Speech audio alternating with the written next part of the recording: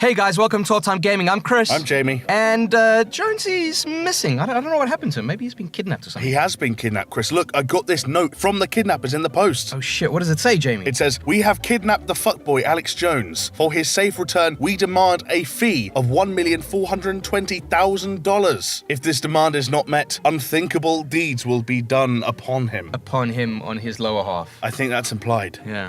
To prove to you that Alex Jones is alive and well, we have included his 2 entries for this week's list. Alright. What is this week's list? Well, this week's list is the 6 games that we are embarrassed to love. Okay, kidnapping to one side for now, Chris. Yeah. Long before Mass Effect 3 and Dragon Age explored the idea of portraying homosexuality in video games, there was another game that told the story of 2 men who fought against prejudice, always had each other's backs, and were suspiciously eager to share a parachute. And it was called Army of Two, the 40th Day. Nice. Army of Two is not a perfect game, not by any means. In fact, it was kind of terrible in places, but that didn't matter. It was a big, dumb, fun game that you could just boot up, waste a few hours in, and not have to get bogged down in any real story investment. And that's probably just as well, because I can't tell you jack shit about that story. There was a tiger at one bit. I don't fucking know. All I remember is that it was stupidly violent, funny, and had a ton of neat little features. For example, there was weapon and mask customization, which meant that none of the guns you used through the game were conventional. You had your little twist, your little personal touch on every single one of them. Every bullet was your own little love letter. Exactly. The game was best played with someone else because most of the time the AI was dumb as a bag of hammers, but that co-op experience was still one of the more fun moments from that entire generation. The first time you have to clear a room and go back to back, you felt like a complete badass. Those slow-mo sequences were cool. I don't care what you say. It's like a John Woo film. Yeah, it may not be Mass Effect, but while waiting for the next Gears of War or Halo to come out, it scratched that shooter itch just a little bit. Yeah, just the tip. Yeah, the Devil's Cartel, let's not go there, but the 40th Day? Sure, Salem and Rios, let's do it.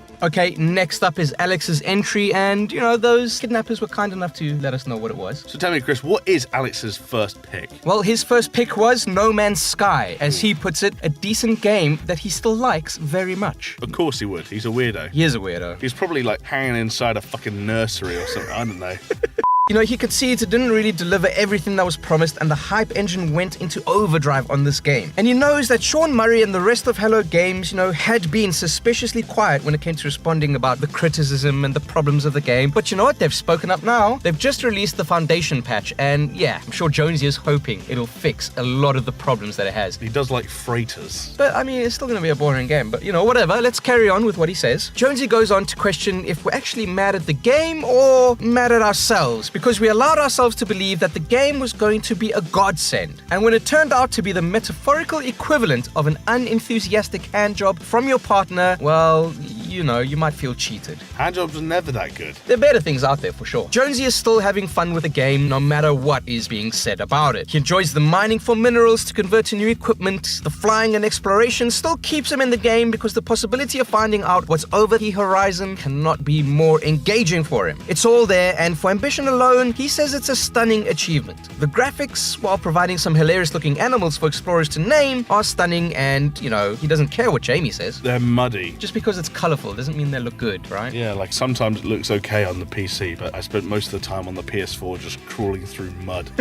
Well, whatever. Jonesy still loves this game, and he hopes that people are prepared to put down their pitchforks for a second and actually enjoy the game for what it is. And hey, maybe that Foundation patch will help. Never gonna happen. This is the fucking internet we're talking about, Chris. They're gonna be sending death threats to Sean Murray till the day he actually dies. Well, thank you, kidnappers and Alex Jones, for his entry. I'm gonna move on to my one now, if you don't mind, Jamie. Go for it. Let's hear from the big dog. Right, the game I am embarrassed about. Yeah. Magic the Gathering, Jewels of the Planeswalkers. Oh, God. It's a great game. Don't knock it. Well, I'll hear you out, Right. but I'm not convinced. Yeah, all right. Give me a chance, okay? I mean, Magic the Gathering gets a bad rep from most people. On the surface, it looks like a game for people with poor hygiene and shitty social skills. In reality, though, it's a highly complex strategy game that requires careful planning, and you know what? I'm not ashamed of that. I mean, I used to play the card game at school, so, you know, I was young. I didn't know. Nerd. But, you know, I even did the whole tournament thing, Jamie, believe it or not. No, yeah, surely not, I used to Chris. go to the tournaments, yeah, and that was fun for a while. But then, you know, with the cards being released with the regularity of Five Nights at Freddy's, I just couldn't justify forking out the cash to keep myself up to date. Also, at some point, you had to, you know, get a life, make friends. Get laid, son. So, you know, naturally it was time for me to put away the cards and go for the girls. But also pick up Magic the Gathering, Jewels of the Planeswalkers. Now, every time I feel the need to play a few rounds rounds of Magic the Gathering Jewels of the Planeswalkers. All I have to do is log in, play a few rounds without having to so much as smell another basement dweller, and then just log off, satisfied. The core mechanics of this game are close to flawless, and the art style is amazing. Luckily, Magic the Gathering has also been well received by the community at large. That's MTG community, not like... Right, okay, it's not like there was a general vote across the global population. Consider this. Without Magic the Gathering, there would be no Hearthstone. Don't care. Don't care. No Elder Scrolls Legends. Don't care. You know, and quite possibly no Gwent either.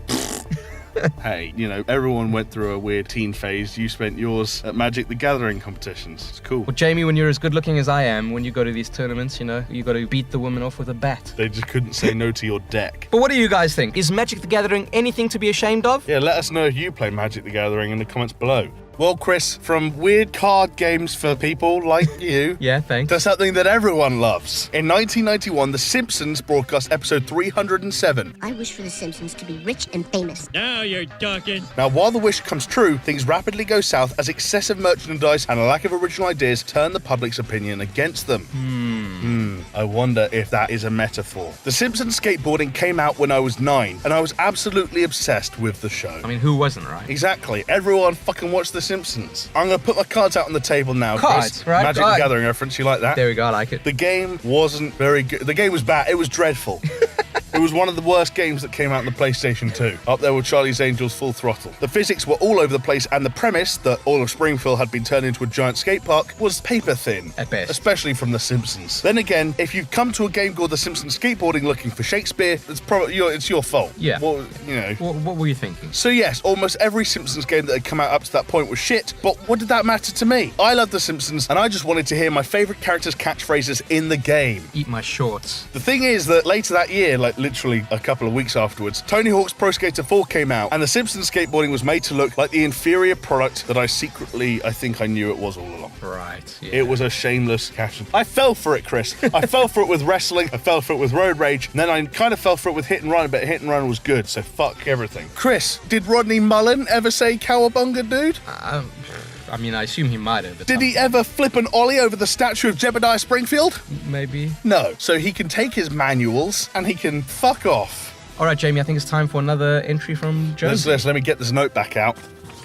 Jonesy's second entry, and it looks like Jonesy's gone for Kerbal Space Program, Chris. Why is he embarrassed about that? I don't know. I thought that was considered to be quite good. I guess it's a bit geeky. Well, Chris, it reads, Space, the final frontier. Since the beginning of time, mankind has pointed to the heavens and contemplated how to get there. Then Nazis came along with their rocketry, and humans began their race to the stars. Today, you too can experience what it's like to throw tiny beings into space with Kerbal Space Program. Oh my goodness. Those kidnappers really let him express himself.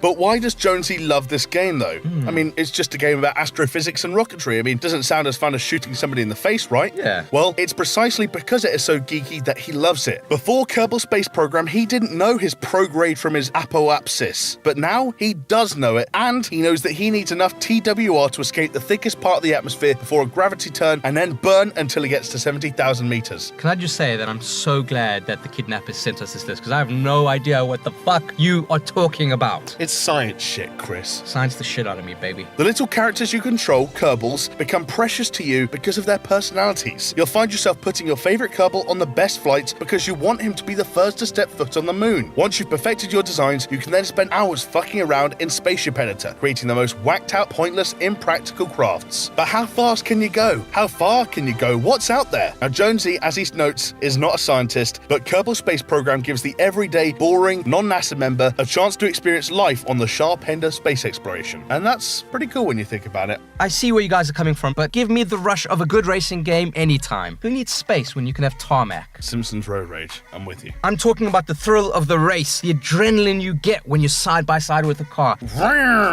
That, in a nutshell, is what Need for Speed Underground was. Oh, yes. Back in the fatherland, I was a huge petrol head before I moved to colder climates. This seems to clash with your Magic the Gathering personality. I love it. Oh, man, It's like you had bipolar. I'm multi-talented. I mean, Jamie, I had the most awesome Japanese sports car. Lowered suspension, fitted a performance air filter, put in free-flow exhausts. And you know what? Need for Speed Underground was, much like Magic the Gathering, my video game connection to that real-world aspect of my life. Again, this is a fascinating Culture clash for me. So in the game, I would spend hours tricking out my cars in my garage, and that feeling when you pull up to the starting line in your gleaming, souped-up machine was only topped by participating in a drag race and nailing every single fucking gear change and NOS boost. I was Vin Diesel, I was Steve McQueen, I was Paul Walker before he kind of died. Seriously though, the game was really, really fun, bringing the glamour and passion for cars of the Fast and Furious franchise to an open-world map and giving the controls over to you. So if anything demands a complete remake or sequel or anything like that, come on EA, give us another Underground. Need for Speed Underground 3 would sell like hotcakes.